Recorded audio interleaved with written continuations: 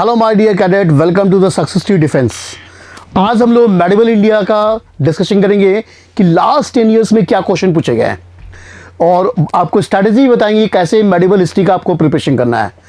तो ये ancient history के बाद दूसरा हमारा मोस्ट इंपॉर्टेंट वीडियो है।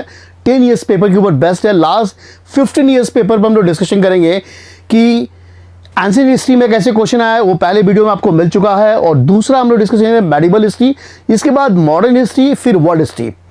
तो सारे लोग welcome cadets to the success tree defence.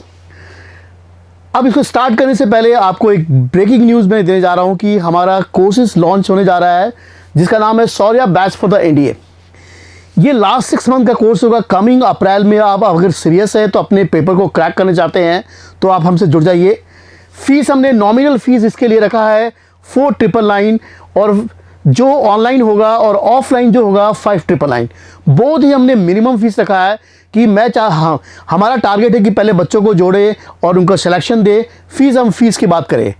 तो सारे लोग जुड़ जाइए हमारे से और अपना प्रिपरेशन स्टार्ट कर दीजिए। 5 दिसंबर को हमारा पहला बैच लॉन्च हो रहा है सक्सेस ट्री डिफेंस के नाम से। और इसके खास फीचर्स क्या है, बोथ ऑनलाइन ऑफलाइन क्लासेस हमारे मोड पर होंगे।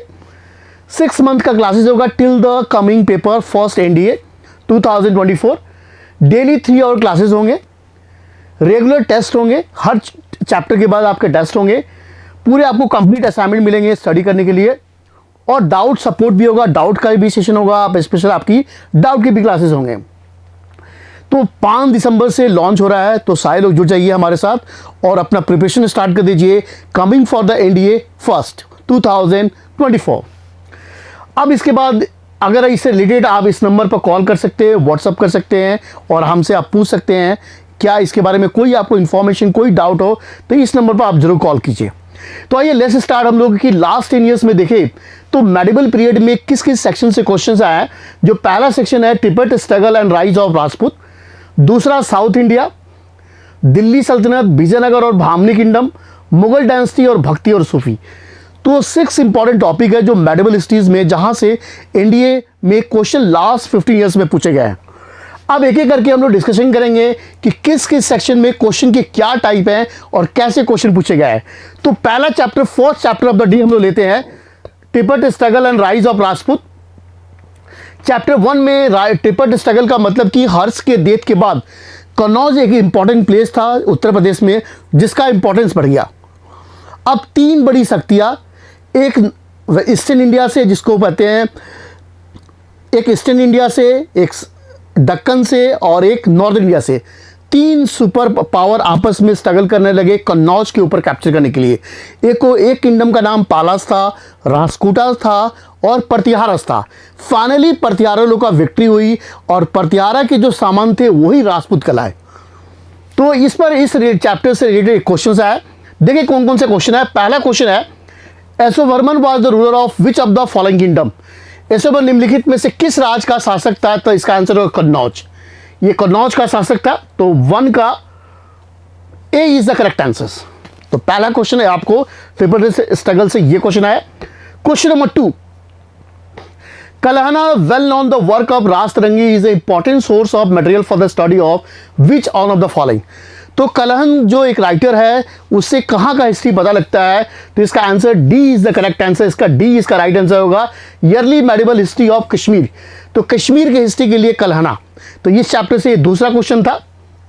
नेक्स्ट तीसरा question, which of the one of the following dynasty build the Khajuraho temple. तो खजुराहो टेम्पल मध्य प्रदेश में है और पूछा गया है इंडिया के पेपर में किस डायनेस्टी ने इसको बनाया था। चंदेला, चौहाना, परमारा, तोमारा। तो answer is a is the correct answer. Next question number आइए 4। कहता है 13th सेंचुरी द टेस्ट लेख पद्धति gives the information of which one of the following topics. तो लेख पद्धति जो है वो जो 13th सेंचुरी में लिखा गया, जो गुजरात के शासक के समय लिखा गया, वो किसका एक तरह से आपको पता लगता है art of writing, essay writing कि लीगल डॉक्यूमेंट। तो ये लीगल डॉक्यूमेंट है जो राजाओं के बारे में एक तरह से बताता है कि वहां क्या प्रथा थी गुजरात के खासकर राजाओं के लिए।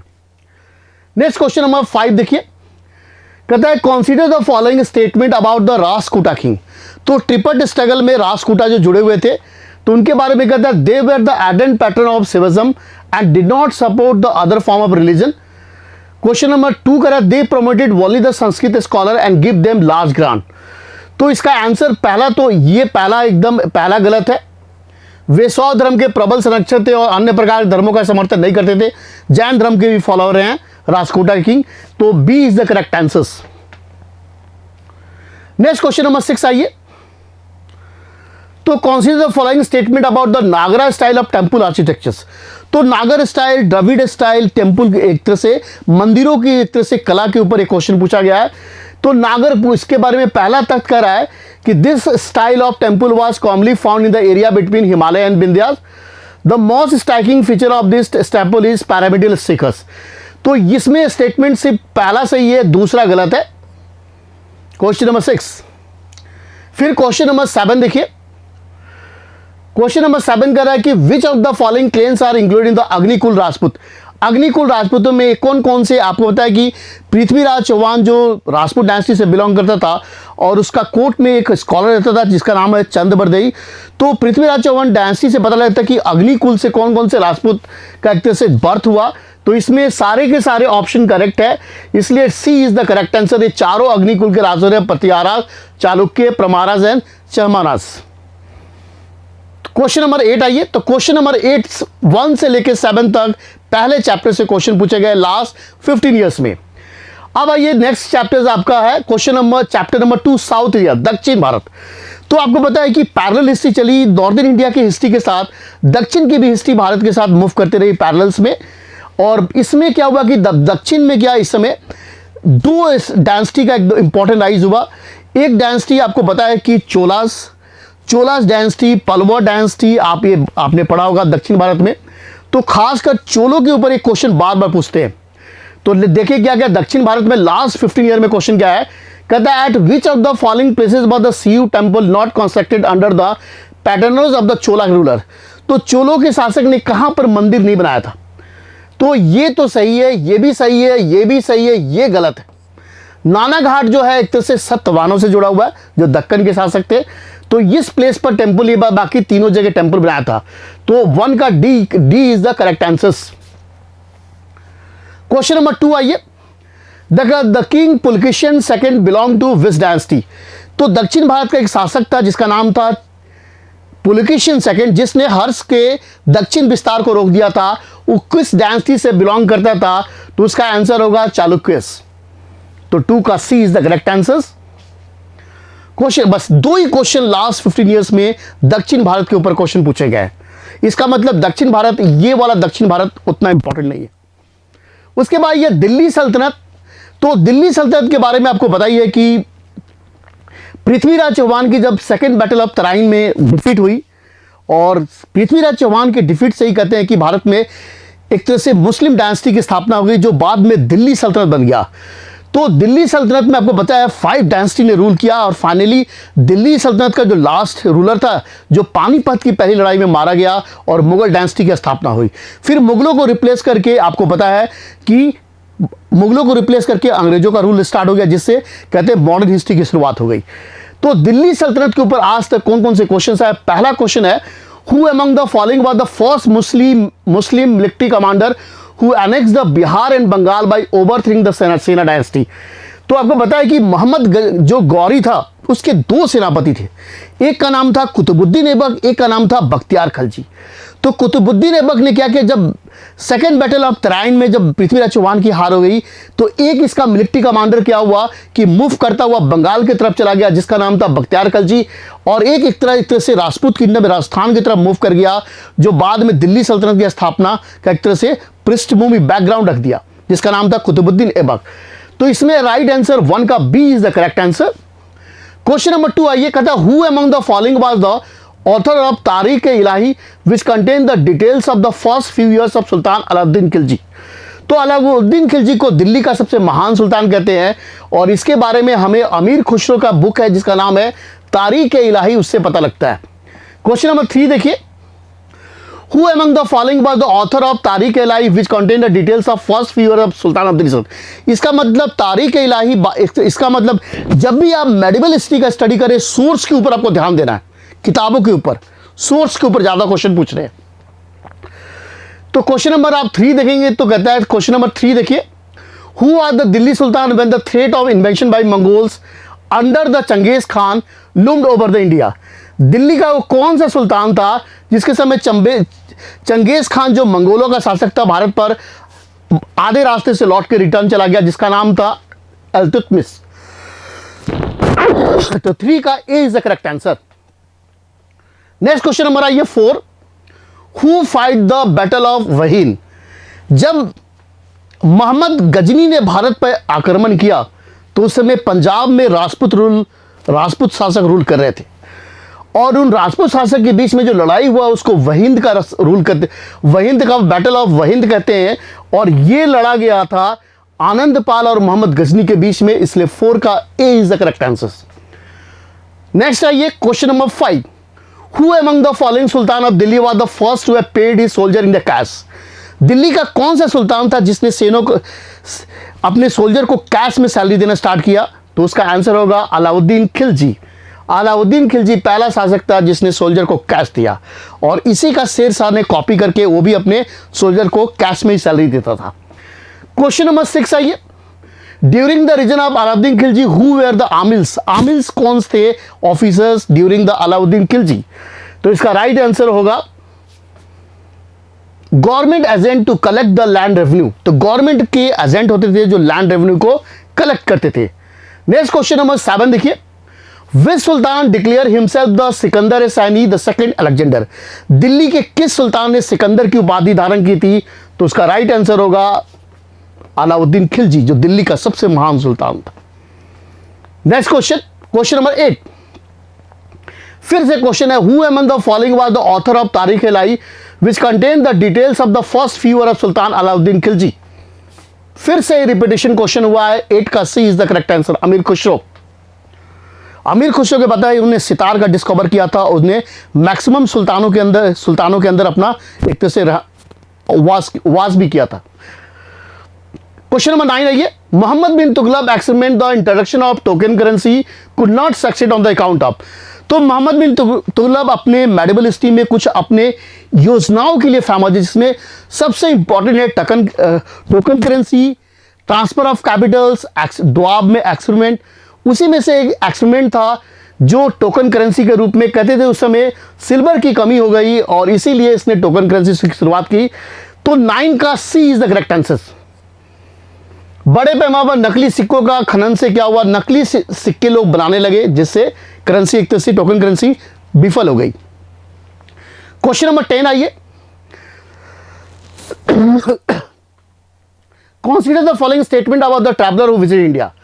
अब कुछ विदेशी शासक मेडिवल हिस्ट्री में भारत को भ्रमण के लिए आए और कुछ रिकॉर्ड्स रखे हैं जो मेडिवल हिस्ट्री में मैक्सिमम क्वेश्चन पूछे जा रहे हैं आपके इंडिया के पेपर में। पहला कहता Abdul Razzaq Samarkand from the Herat visited Delhi and Daulatabad.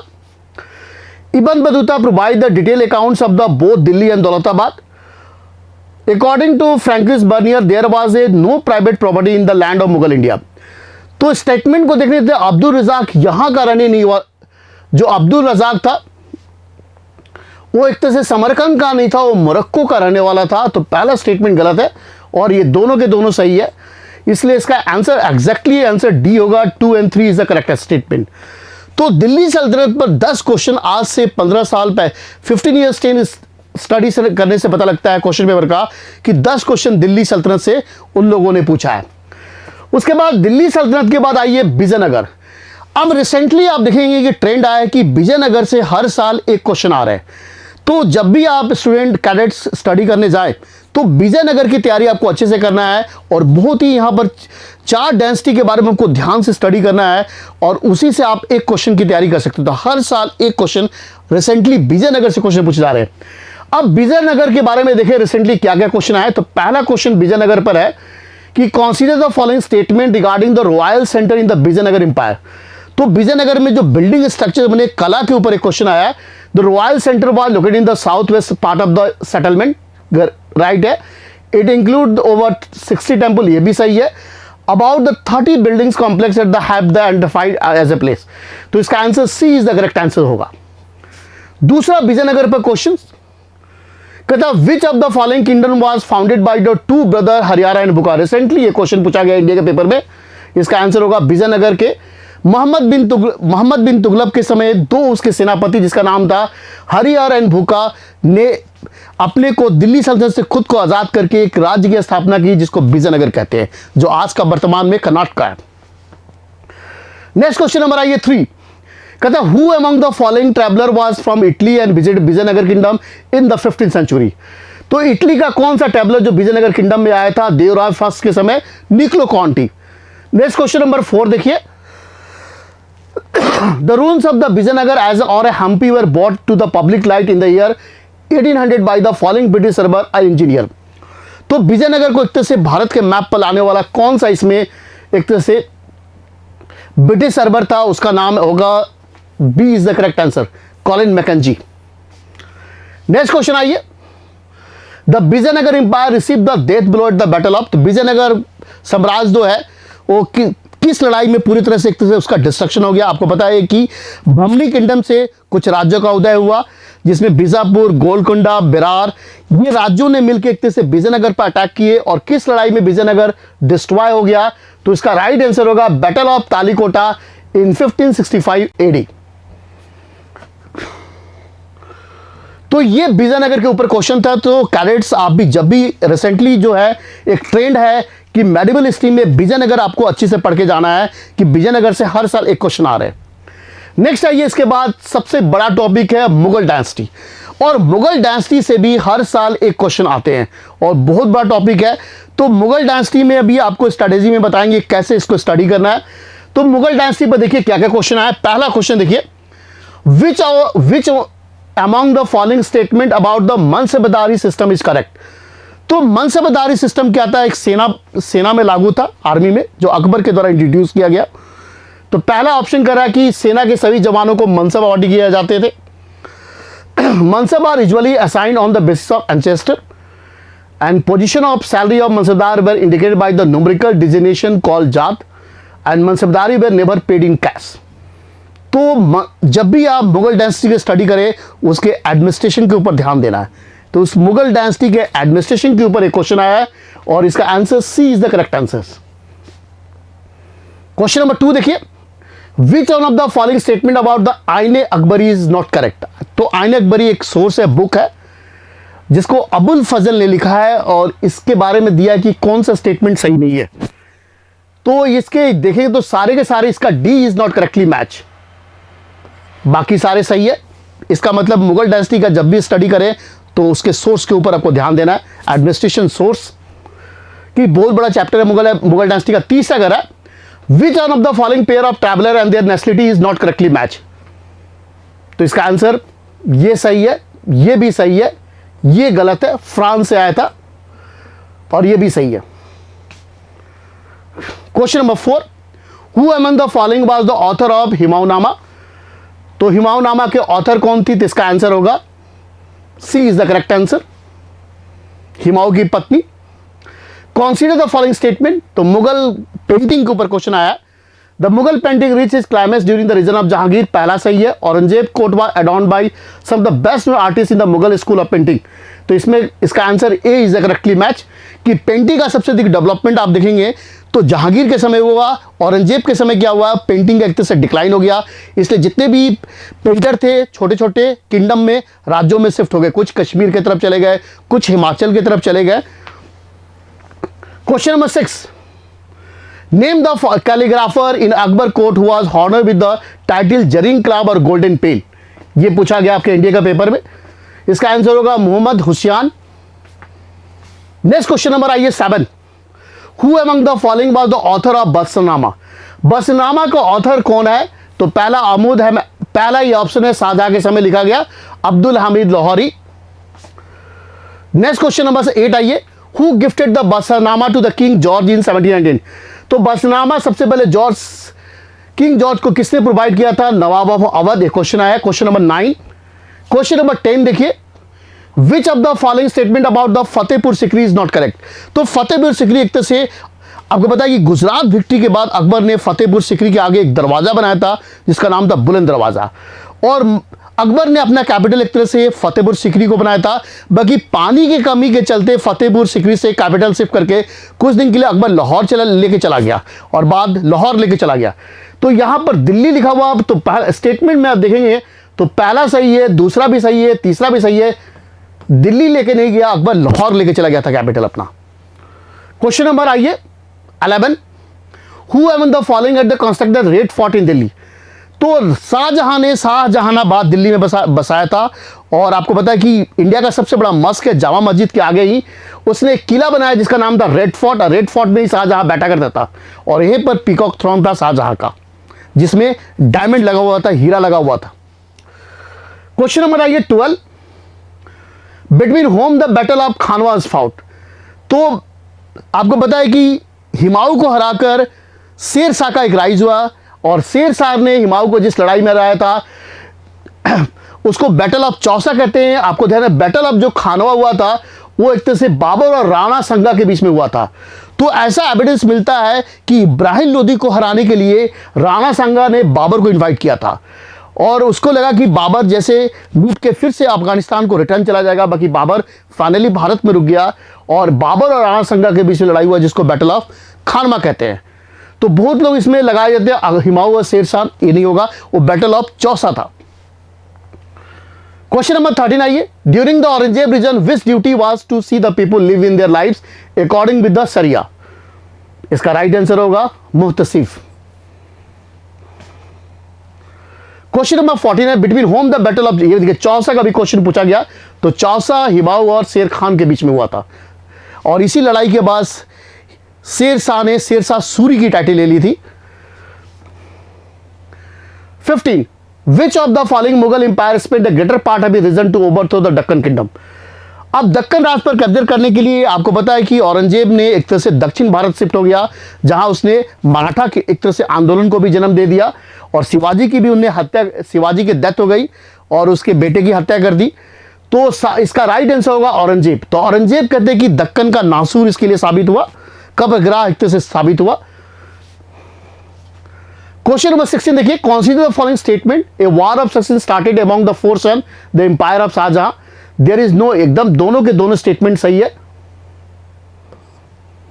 तो शाहजहां भी अपने ब्रदर के बीच में स्ट्रगल किया, सेम थिंग इसके बेटे के बीच में हुआ कि गद्दी एक तरह से डिफाइन नहीं था कि कौन गद्दी का प्राप्ति करेगा। दोनों के दोनों स्टेटमेंट सही है। क्वेश्चन नंबर 17 आइए, कहते हैं consider the following statement, the Ain Akbari is the third book in the Akbarnama written during the reason of Mughal. एकदम राइट है।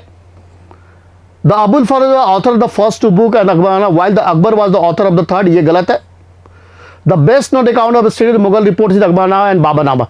तो इसका आंसर 1 और 3 B is the correct answer. Akbar पढ़ा लिखा नहीं था। 18 आइए, who among the following was associated with the Mughal court as the physician to prince Dara Shikoh. तो दारा शिकोह था, वो शाहजहां का सन था, और उसका पूछ रहा है कौन सा उसका फिजिशियन उससे जुड़ा हुआ था। उसका आंसर राइट होगा Francis Bernier, C is the correct answer. Question number 19, what is the name of the award given to the materials meaning the Mughal court in the form of robe of honour that once won by the empire. The answer is D, khilat. 20, which of the following pair are correctly match. Marco Polo Italy से, Ibn Battuta Morocco से, Nikitin Russia से, सैयद अली तुर्की। ये चारों के तारों statement सही है, C is the correct answer. तो ये 20 क्वेश्चन आपके मुगल के ऊपर पूछे गए हैं। तो इनके 20 क्वेश्चन के एनालिसिस करने के बाद पता लगता है कि जब भी आप मुगल डायनेस्टी की स्टडी करें तो राजाओं के बारे में आपको नहीं पढ़ना है, खासकर एडमिनिस्ट्रेशन के बारे में पढ़ना है, मुगल सोर्स, और मुगल्स के समय कौन कौन से ट्रैवलर जो विदेशी यात्री मुगल कोर्ट में विजिट किए हैं और उन्हें कौन कौन से अकाउंट छोड़े हैं, वो ध्यान दें। 3 चीज़ को आपको मुगल स्टडी के बारे में पढ़ना है। तो आप जब भी पढ़े एडमिनिस्ट्रेशन और कला भी देख सकते हैं, आर्ट आर्किटेक्चर भी इंपॉर्टेंट है, और सोर्सेस, 3 चीज़ को आप ध्यान रखे पढ़े। अब इसके बाद लास्ट चैप्टर जो पूछा गया है वो है भक्ति एंड सूफी मूवमेंट। अब रिसेंटली अगर ट्रेंड देखा जाए तो भक्ति और सूफी मूवमेंट से एक क्वेश्चन आ रहा है, कभी वो भक्ति से पूछ लेते, कभी सूफी से पूछ लेते। तो मेडिवल हिस्ट्री में जैसे विजयनगर बहुत इंपॉर्टेंट है, वैसे भक्ति और सूफी मूवमेंट बहुत इंपॉर्टेंट है और थोड़ा कॉम्प्लिकेटेड भी है। तो ये वाले चैप्टर को आप छोड़ भी सकते हैं, कि आपको पढ़ने की जरूरत नहीं है। बाकी फिर भी हम लोग एनालिसिस करते हैं, कोई इंटरेस्टेड है तो कैडेट्स पढ़ सकता है भक्ति और सूफी मूवमेंट। तो भक्ति और सूफी मूवमेंट पर जो क्वेश्चंस के ट्रेंड्स क्या कह रहे हैं, पहला कहता है विच of the following statement of the भक्ति मूवमेंट इज नॉट करेक्ट। तो भक्ति मूवमेंट के बारे में इसमें से कौन सा स्टेटमेंट सही नहीं है? द भक्ति movement avoid the tradition that promoted diversity, गलत है। ये सही है, ये भी सही है और ये भी सही है, इसलिए इसका मतलब A is not correctly match. Question number 2 देखिए, Chandi Mangala was the 16th century text was composed by, recently पूछा गया, इसका आंसर मुकुंद चक्रवर्ती, भक्ति मूवमेंट से क्वेश्चन आया। विच of the following is the correct meaning of जियारत, ये सूफी पर क्वेश्चन आया। तो जियारत का मतलब होता है सूफी संत के कब्रगाहों की तीर्थ यात्रा। Next question, which of the following statement of the saguna bhakti tradition is are correct. तो सगुना और सगुना भक्ति के बारे में tradition focus on the worship aspect that, पहला एकदम सही है, पहला एकदम सही है। In saguna bhakti tradition god and goddess are consecrated in the anthropomorphic form, ये भी सही है। C is the correct, both 1 and 2 are correct. Next question देखिए, which of the following pair is correctly match.